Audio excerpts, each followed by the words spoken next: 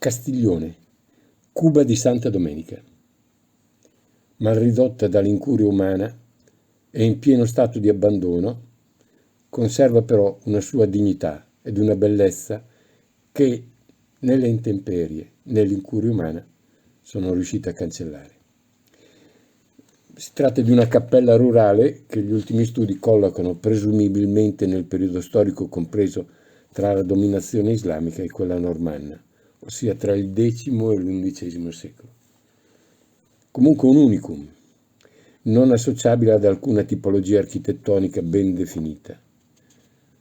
Questi solenni ruderi isolati e silenziosi mi commuovono sempre e mi sorprendo a guardare ogni singola pietra cercando le tracce dell'antico passato.